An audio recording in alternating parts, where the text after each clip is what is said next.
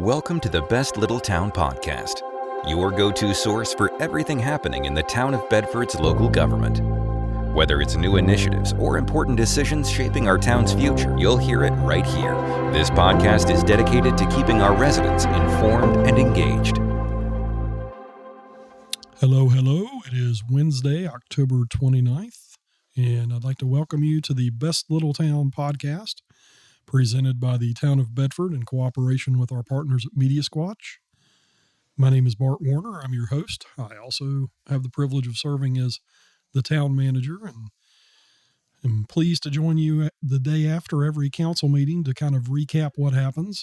For those of you who were able to join us in person, we always appreciate that. And for people who catch the live stream, that's great as well. But we also make those meetings available on YouTube. So if you go to youtube.com and search for the town of Bedford, Virginia, you can always find our meeting recordings. And this is just an additional effort to provide information and level of transparency and communication, and sometimes a little bit more explanation behind the activities of town council. Just want to note that, the town is bound legally and, of course, morally by several processes that require us to conduct our business in public at public meetings. So if you ever have a question about a policy or any kind of issue involving town business, the best source of information is to go to the meetings themselves or to review the documentation of those. There's not too much that happens outside of those. So with that said, I'm going to jump into last night's activities. Prior to the regular council meeting, we did have a work session at 6 o'clock with our finance director, Ann Cantrell, who reviewed our first quarter financial statements and our budget. And we always kind of take a look into that on a regular basis to see how we're doing compared to how we plan to do each year with our budget activities and our financial activities. Ann noted some changes year to year that we had accounted for in the budget. Wasn't really anything unpredictable. So far, we are on track to do what we expect to do in the fiscal year. Of course, that's not unusual in the first quarter. There aren't too many surprises that hit us at the beginning of the year. That work session was adjourned, and we went into the regular meeting at 7 p.m., which began with approval of the minutes from the October 14th meeting. Of course, those were approved. Next item on the agenda was the report of the town manager. I reminded folks, and I'll do that again right now, that the town follows the annual holiday schedule posted by the Commonwealth of Virginia. And between now and the next meeting of council, there are 2 holidays during which town offices will be closed. The first is Election Day on Tuesday, November 4th. The second one is Veterans Day on Tuesday, November 11th. Also noted that we would be requesting an addition to the meeting agenda that was published related to the dedication ceremony for the Bedford Vietnam Veterans Memorial. That ceremony will take place in front of the courthouse on Saturday, November 22nd from 11 a.m. to 12 p.m. Although staff has been working with the organizers of that event since April and have advised that the event was approved already through the administrative process, the organizers had requested a formal street closure and acknowledgement by town council, and we acknowledged that we were happy to do that. So I gave council a heads up that we would be amending and revising the agenda when we got to that portion of the meeting. I concluded my report by turning things over to Police Chief Jim Moore for very special recognition of some of our police staff. The first person that was recognized was Captain Stephen Swain. Mr. Swain was promoted and assigned to the position of operations captain recently. He's been a really strong performer in our police department, a strong visionary leader, and this promotion recognizes that and also recognizes the value we place on him in the future and the future activities of the police department. We also recognized Officer Sabry Parker for successfully completing the police academy and the field training officer process. Officers Whitney Arney and Joshua Dietrich recently completed the police academy. And we also have two recent recruits, Christian Dillard and Marcus Olson, who made it through the selection process to start working for the police department and who will actually start the police academy themselves in January. Of course, it was a pleasure for me to introduce those folks to both council and the community at the meeting, and we also appreciate the support and the round of applause that they received and the support in general that the community provides for our police department. The next item of business on the council agenda was appearances before council. We had 6 citizens rise to speak. The first was Leslie Mahaffey. She was addressing the proposed amendment of Section 2-27 of the Town Code, and that, of course, dealt with a potential change in meeting dates.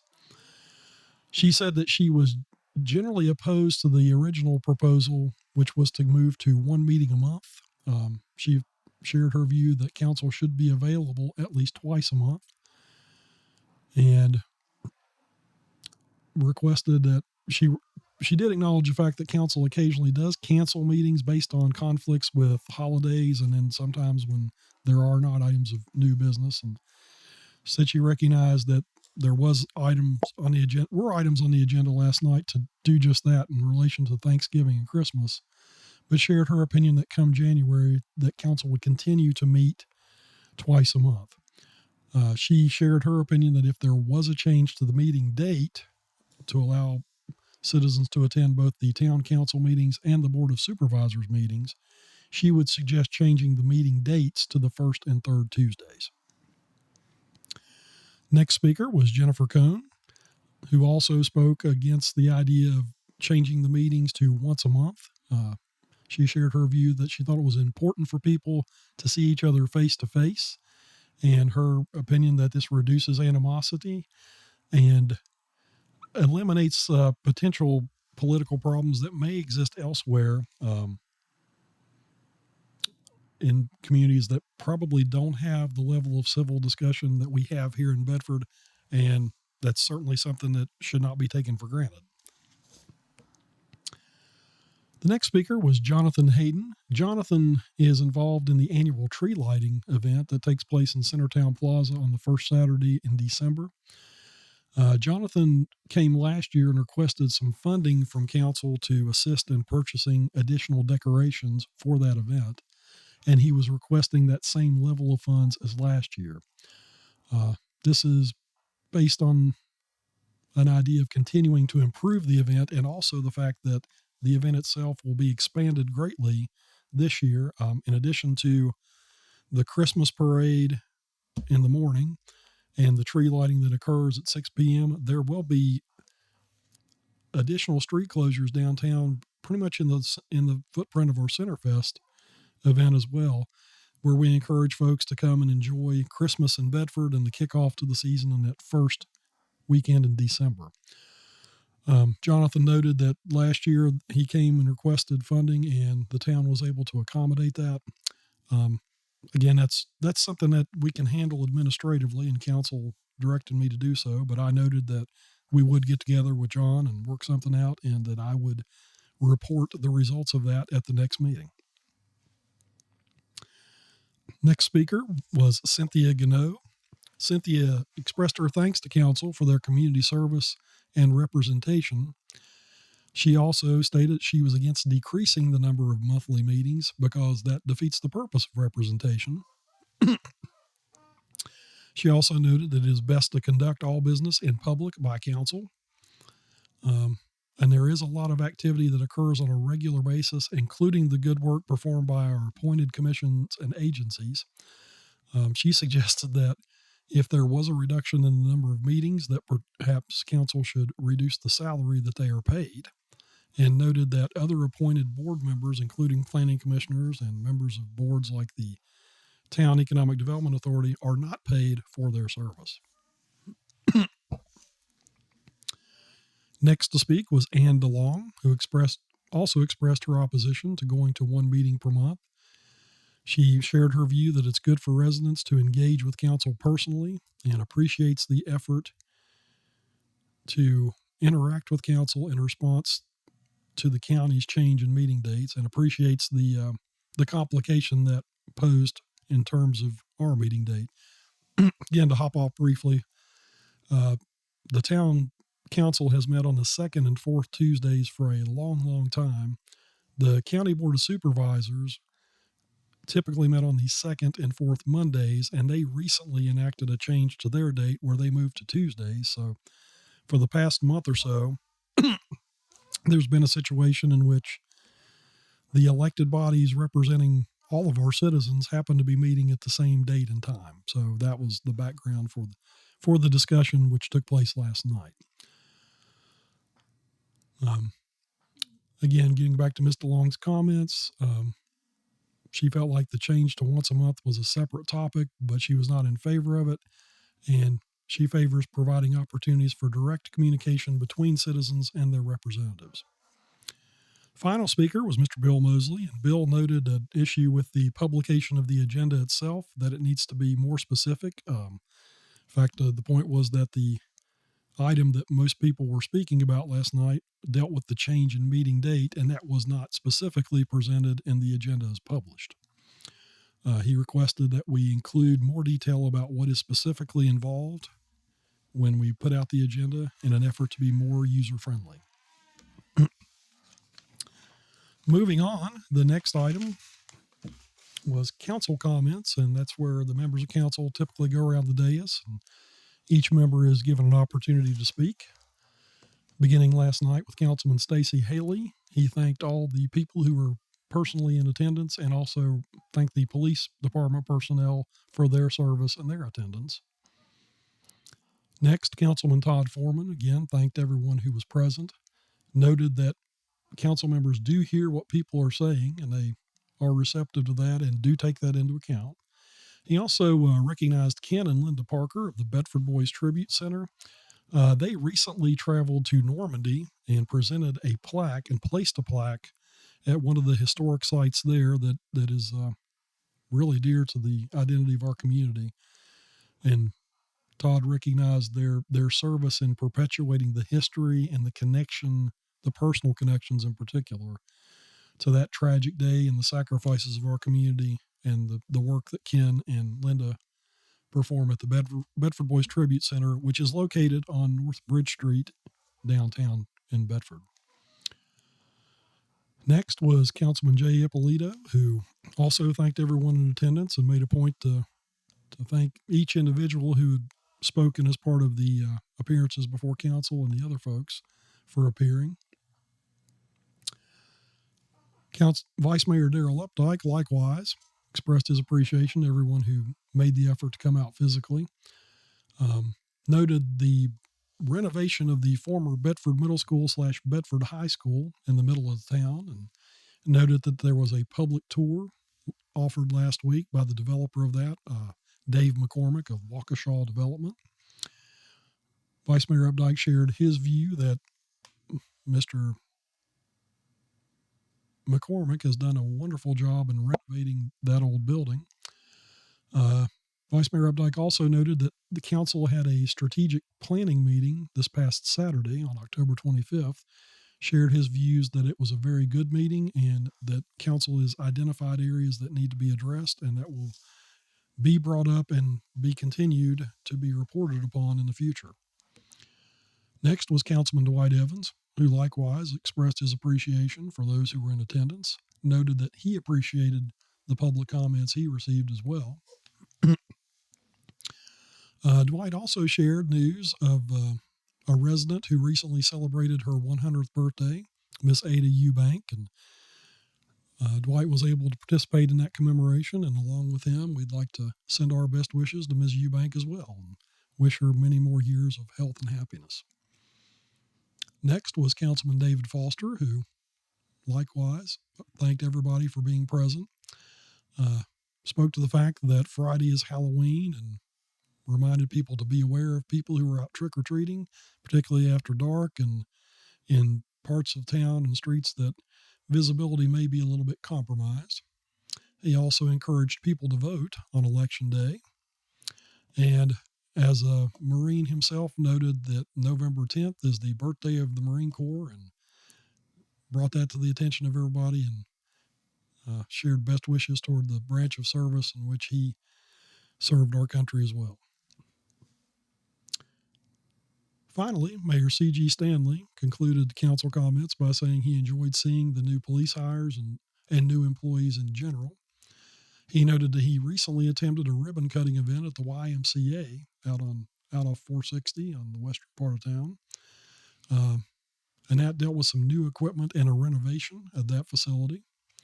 He also noted the event at the former Bedford Middle School, which was a ribbon cutting for the Flora Apartments on October 22nd.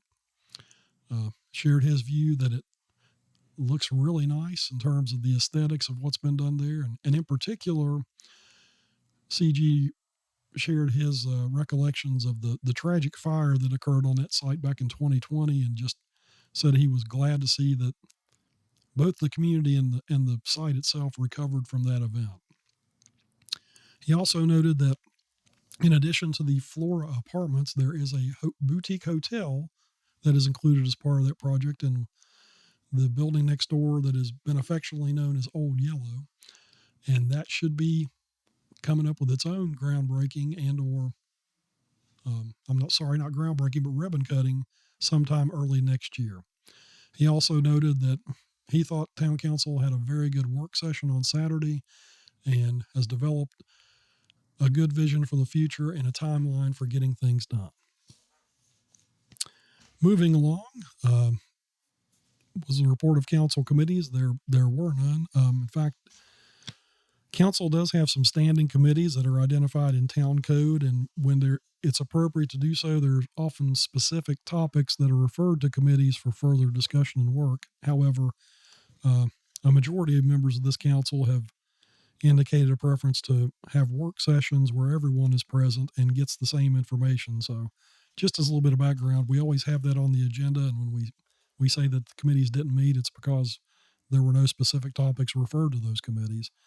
There are sometimes discussions that take place outside of the regular meeting, but no business is ever transacted there. Again, it can't be, but that's for the purpose of diving deeper into the details and some operating details and some specific things related to legal restrictions and procedural matters that are important and that typically might drag things out in a public meeting. And we had a little example of that last night, which I'll get to later, but that's why council occasionally will go into closed session to talk about some details that are sensitive in nature. Typically, those deal with negotiations on property when either somebody approaches us or we're looking at doing something else, but it's things like that would not be appropriate to be discussed. Although, again, no action is taken. So ultimately, if anything comes of those discussions, they find their way to the public meeting agenda and action is taken. So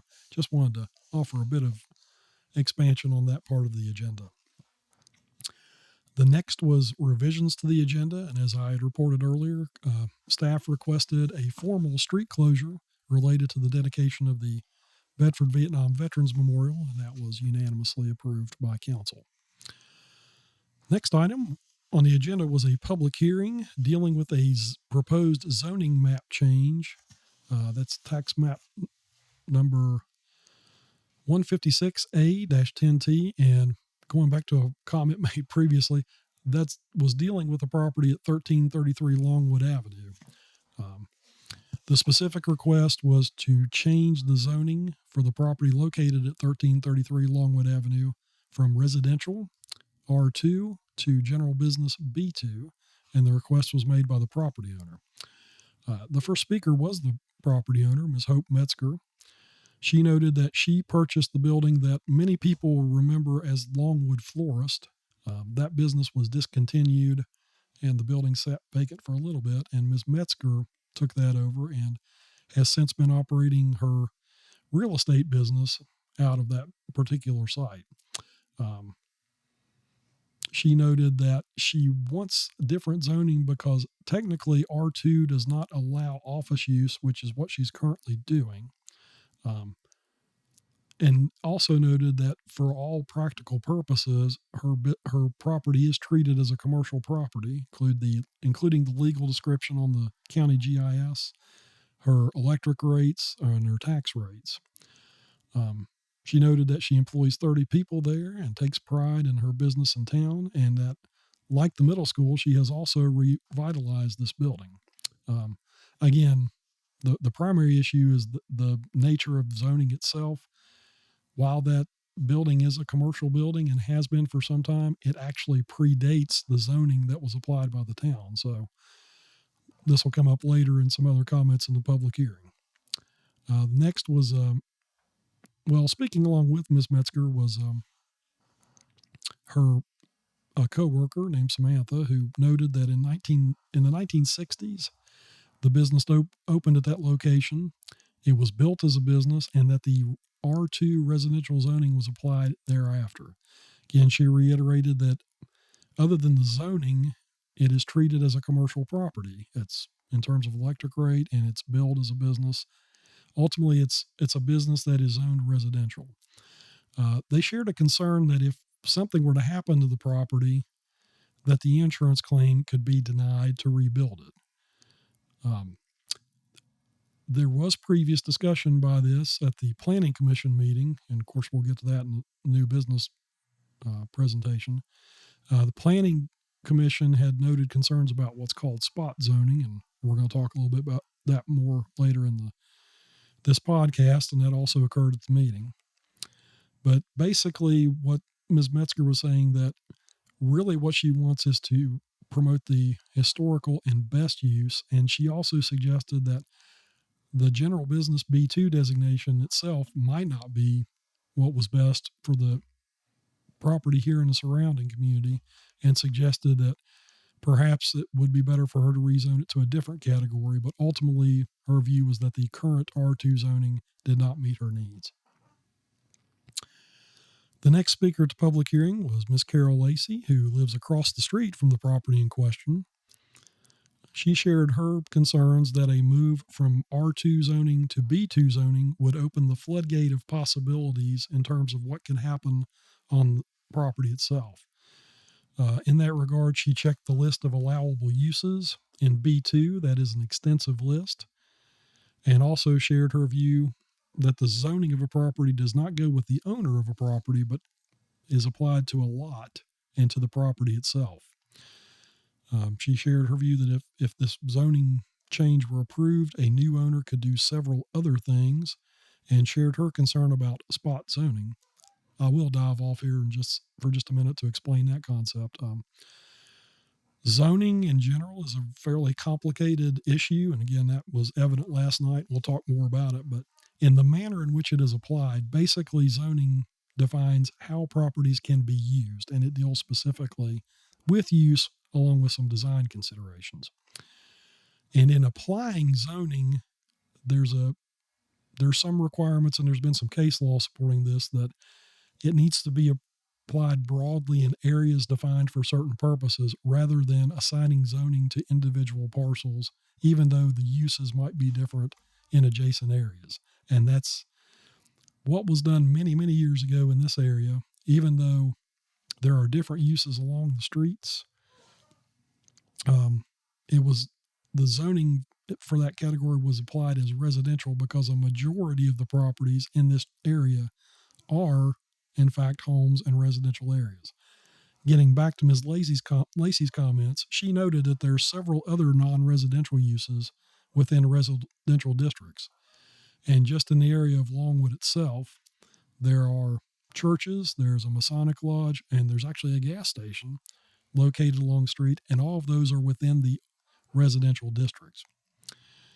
Ms. Lacey also noted that there had been a previous request to have tiny homes available for sale on the lot in question, and that request was turned down. She also asked that this request be turned down, but she did share her view that Ms. Metzger does maintain her property well and appreciates the existing level of activity there and how it is maintained. With no further speakers, the public hearing for that was closed, and we then moved into the consent agenda. First item there was appointment of members to the Economic Development Authority. Last night, council reappointed Jonathan Buttram and Michelle Crumpacker to serve on the Economic Development Authority with their terms to expire November 30th, 2029. On a motion by Councilman Haley, seconded by Vice Mayor Updike, that was unanimously passed. Next item on the consent agenda was the item that we added, and that was a request to close streets. The Bedford Vietnam Veterans Memorial requested permission to hold a dedication ceremony in front of the county courthouse on Saturday, November 22nd from 11 a.m. to 12 p.m. and to close East Main Street between Bridge Street and South Street for that purpose. As part of that request, Town Council was requested to approve closing the streets in conjunction with that event. Mr. Doug Berry, who has been involved very heavily with that project and working hard on it, provided some more details about both the memorial itself and this proposed event, and noted that there's been great interest and great response to it. And in fact, while the event is scheduled to take place from 11 to 12, it's likely that they're going to need some more time to set up and take down. So he asked that the street closure actually be expanded from beginning at 9 a.m. to 1 o'clock p.m. And then, of course, we interjected from council stating that while we would appreciate council to consider that, if Mr. Berry or the organizers find that they actually need a little more time either way, that town staff will certainly do what we can to accommodate that. On a motion by Vice Mayor Updike, seconded by Councilman Foreman, council voted unanimously to close East Main Street between Bridge Street and South Street from 9 a.m. to 1 o'clock p.m. for the dedication ceremony of the Bedford Vietnam Veterans Memorial. And again, if you're interested in attending that event, Saturday, November 22nd, the actual event will begin at 11 o'clock a.m. Moving on, the next item of discussion was old business, which was amendment of Section 2-27 of Town Code. For those of you who are not familiar, and given the fact that it was not specifically spelled out on the agenda, that was a proposal to consider changing the meeting dates and times for regular council meetings. Currently, Section 2-27 of Town Code, well, as of last night, until last night, and until January, that section of code states that town council's regular meetings will take place on the second and fourth Tuesdays of every month at 7 p.m. This came up in response to an action taken by Bedford County, which I mentioned previously, wherein the Board of Supervisors recently changed their meeting dates in a way that matched up exactly with what our code-driven meeting dates required. So in response to that, council engaged in some pretty robust discussion about changing both the dates and the frequency of the meeting. The original proposal for consideration at the October 14th meeting was to move to one meeting a month, beginning at 6 o'clock p.m. on the third Tuesday. That did not pass, and in fact, that motion was tabled. So the motion to table indicated that it was tabled until last night's meeting. So the first item of business was to take the tabled item off the table so they could discuss it. That motion was made by Dave Foster, seconded by Jay Ippolito, and unanimously passed. Then Councilman Todd Foreman made a motion to move the meeting date to the first and third Tuesdays at 6 o'clock p.m. with an effective date of January 2026. That motion was seconded by Councilman Dwight Evans. Discussion of that motion ensued, and Councilman Stacey Haley shared his view that the change to 6 o'clock p.m. was problematic and requested that that motion be amended.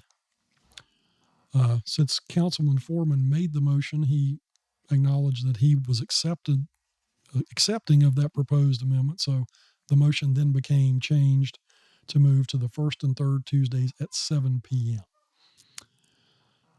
Councilman Haley then further offered an amended motion to keep the current meeting date and time in place, and there was discussion of that amended motion. Mr. Haley noted that the town council has met on the second and fourth Tuesday for over 75 years.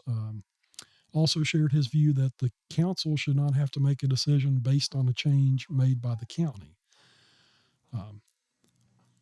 He shared his strong desire to preserve the existing meeting date and time and noted the possibility that the Board of Supervisors may actually change their meeting times back to Mondays based on the way they manage that under their form of government and their bylaws.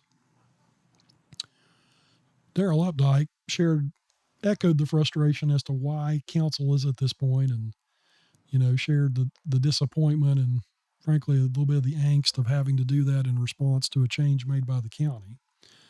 But he also shared his view that he felt like council needs to be available for the citizens, and the adjustment was necessarily to be fully accountable and to allow people to fully participate with all of their elected officials. Councilman Foreman noted that keeping the same date would create conflict in terms of the ability of citizens to attend both meetings. And Darrell Updike also shared an example to support his argument from the last meeting, in which we had a joint proclamation honoring someone, a veteran who was observing their 100th birthday, but the honoree actually could not attend both meetings and wound up at the Board of Supervisors meeting, which was certainly appropriate, and I don't think anybody had any misunderstanding about that, but Darrell shared his view that it would have been nice for us to have the opportunity to honor him as well, particularly since we participated in the joint proclamation. Again, going back to Mr. Haley's motion, his motion was to amend the motion on the table to change first and third Tuesdays back to the original date of second and fourth Tuesdays. That motion was seconded by Jay Ippolito, and at that point in the meeting, Robert's Rules of Order crept in, and this is where lawyers and bureaucrats unfortunately make our money. It'd be great if we didn't have to interject. At that point in the meeting, if you're watching, we interjected that the question was to amend the motion that council would ultimately consider. The vote on that was not to actually take action. So when it came time to vote on that, that motion failed. Councilman Haley and Councilman Ippolito voted for the motion to amend what was being considered. Vice Mayor Updike, Councilman Evans, Councilman Foreman, Councilman Foster, and Mayor Stanley all voted no. That led back to the original motion, which, keeping track, if you're watching the video, was made by Councilman Todd Foreman to amend Section 227 of the Town Code to change the regular meeting date of council to the first and third Tuesdays of each month at 7 p.m., and that change would take effect in January of 2026. When the roll call vote took place on the original motion, that motion passed 6-1. Councilman Ippolito, Councilman Foster, Councilman Evans, Vice Mayor Updike, Councilman Foreman, and Mayor Stanley voted yay. Councilman Stacey Haley voted against. This means that effective in January of 2026, that town council meetings will take place on the first and third Tuesdays of each month. That is basically the only change, although it is a fairly significant one.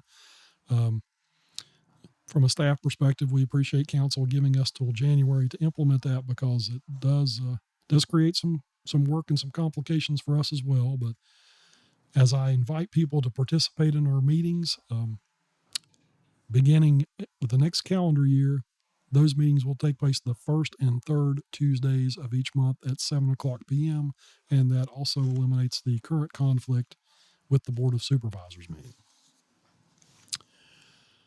The next item on the agenda, we moved into our new business section, and the new business dealt with the rezoning request. On September 4th, 2025, the Planning Commission held a public hearing to discuss a recommendation for a request to rezone property located at 1333 Longwood Avenue from medium-density residential to general business. Of course, the property was previously Longwood Florist and is currently an office used for real estate sales and log home sales, which the Commission recognized as a legal non-conforming use. This property was the subject of a zoning map change request previously in May of 2023. At the public hearing for the Planning Commission, the property owner spoke in favor of the request. No other citizens spoke.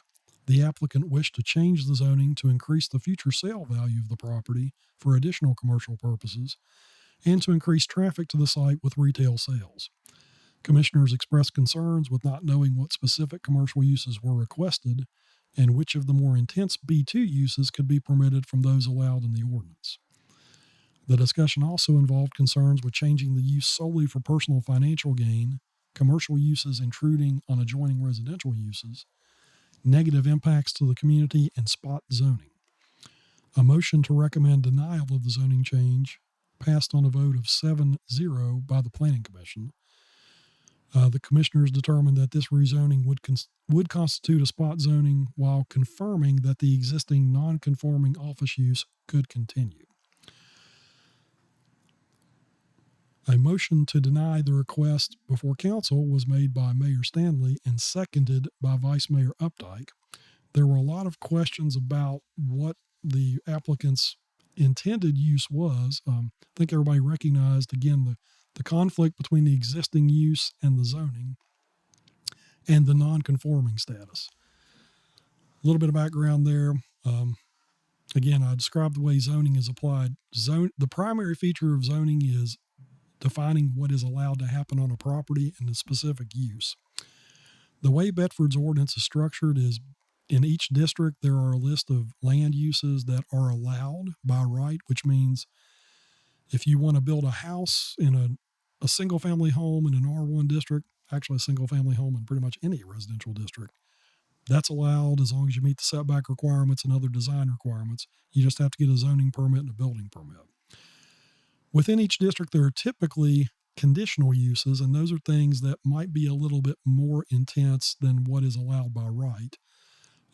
Sometimes in a residential district, for instance, it might be possible for a conditional use such as a school or something like that to occur, but it's not allowed by right because it is different than what is typically associated with a residential district. We did have a recent zoning enforcement case involving something like that. But in those cases, it's possible for the property owners to request that more intensive use if it's allowed as a conditional use, but that just means they have to get approval through a public hearing process before both the Planning Commission and the Town Council.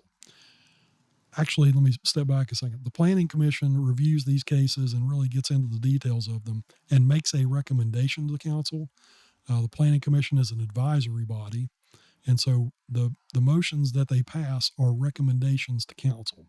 Ultimately, it is up to Town Council to take formal action on all requests, and that's what they were doing last night.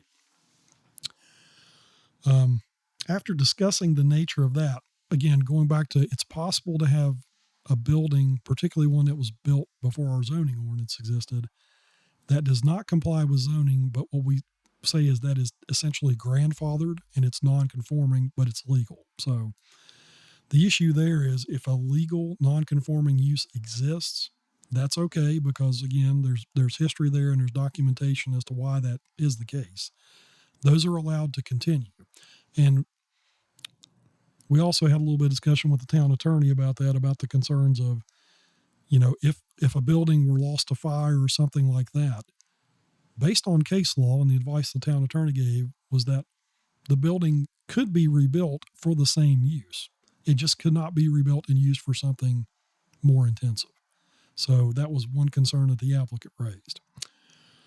The other concern raised by the applicant was some apparent confusion about what they wanted to do and what was the best zoning and the relationship of non-conforming uses. We attempted during the meeting to try to provide some guidance to the applicant as well as provide some background information to that. But again, the applicant noted that really B2 probably wasn't the best category for what she wanted to do, but she didn't really know what to ask for. But then the discussion became what the future use might be, and there was no apparent information or specifics shared about that. So again, ultimately, staff and the town attorney offered to meet additionally with the applicant to try to explain things. And of course, also, if we can, to explain more broadly how zoning works, which is a complicated discussion that won't happen quickly or easily, but again, we are happy to engage in that. A lot of that discussion took place after the vote. The vote to deny the rezoning request was unanimously approved by all members of council. And again, we do understand that the applicant had some questions, but we are happy to talk to them further about process and explain how things might work. But for both the interests of the applicant as well as the neighbors, again, it's possible for things to exist that do not meet the current zoning. But typically, while those are allowed to continue if they're not changed, any change that is more intensive, and when I say more intensive, generates more traffic, the need for more lighting, just generally more activity, that is not allowed, and that typically requires a rezoning or some kind of other relief. Moving on with the remainder of the agenda, the next item was a first quarter recoveries budget amendment. As of September 15th, there were several recovery revenue items that originated primarily from our insurance carrier, the Virginia Risk Sharing Association. These items include recoveries for guardrail damage at Blue Ridge Avenue, a Bedford County contribution to fire department personal protective equipment, vehicle repairs in the police department, damaged pole transformers, the damaged light control box on Main Street, the sale of a tractor, and underground fees charged for development. The expenses related to these items either have been paid by the operating departments or been encumbered by those departments, and so staff had to request a budget amendment to appropriate the revenue from our insurance company to those general ledger accounts for the activities I just described. Motion to approve was made by Councilman Stacey Haley, seconded by Jay Ippolito. One of those items in specific is a light control box at the corner of Main Street and Court Street. If you travel down East Main Street, you probably noticed a black metal box that's currently being held up by, well, frankly, unsightly yellow straps. That was hit by a motorist several months ago. It was secured by the electric department to keep the light operating and, basically stabilize the situation, but it's obviously not a very attractive arrangement. Councilman Ippolito asked about the status of that repair, and I was able to note that the materials to replace the box should be received next week. And in fact, I've lost track of how long ago it's been since the damage occurred, but it's taken us that long to get the materials and the replacement parts.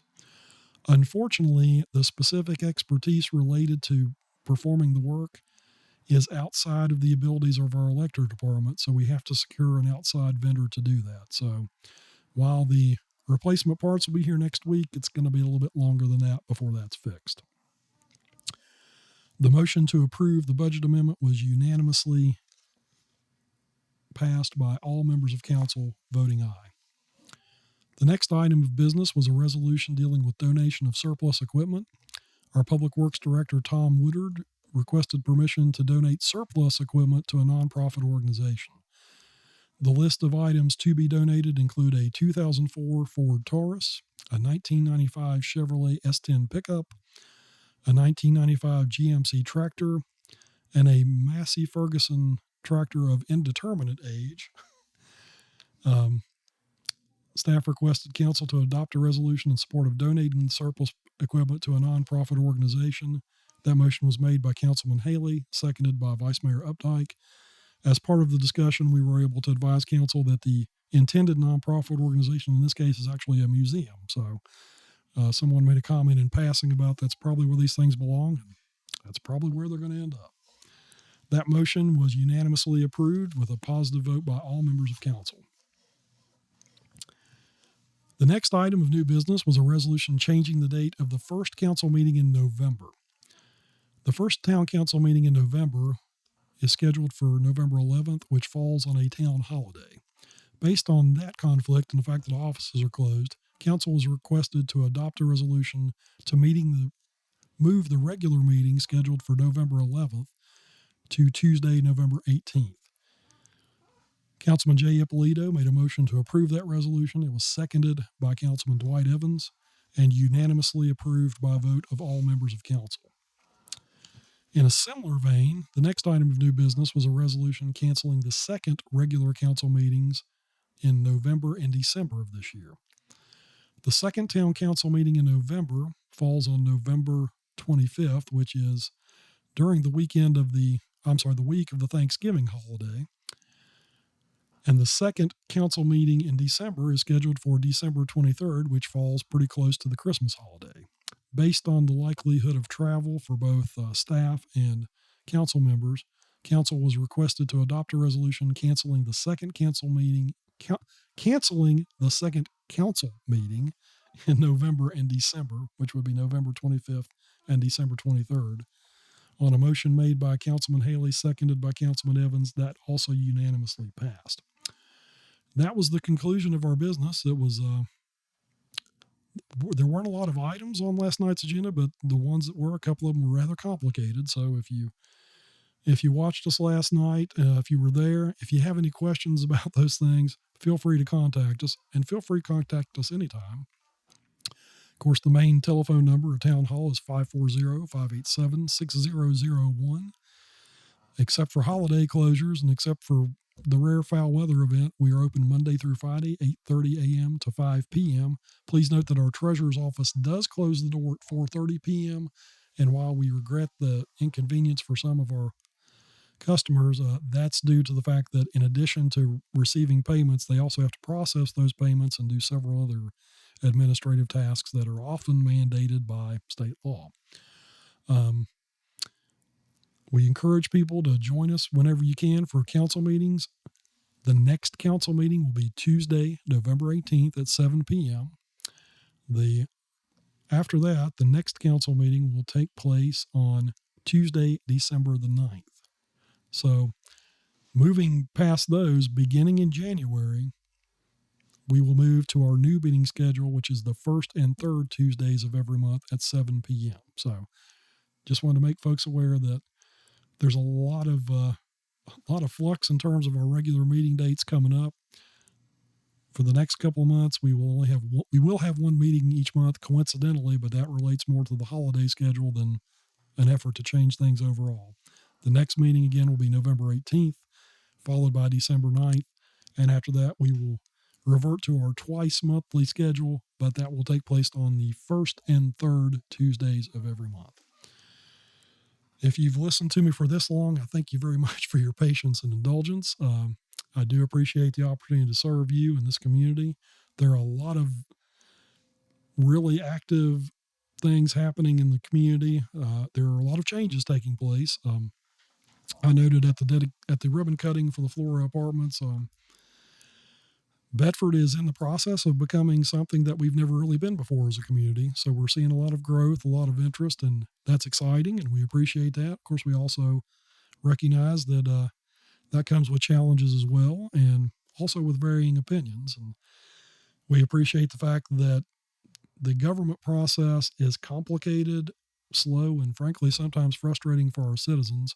Unfortunately, a lot of that's by design, but as some of our speakers who appeared before council noted, one of the great things about this community is the ability to talk candidly and freely with one another, but in a civil manner. And we don't take that for granted, particularly when we know darn well that some of what is happening is very personally aggravating. So I think that's just one aspect, the quality of citizens we have and the people who live here that combine and contribute towards our goal of making Bedford truly the world's best little town. That remains our goal and will remain so. Hopefully we reach it, but if we don't, we'll keep striving. And in that regard, I thank you very much for your contribution to it. As the weather turns colder, I hope that folks are comfortable and don't encounter any complications from that. Just another example of the change that's always constantly happening around us. Till I join you again on this podcast, I wish everybody well, and thank you very much for your attention and your contributions to our great community.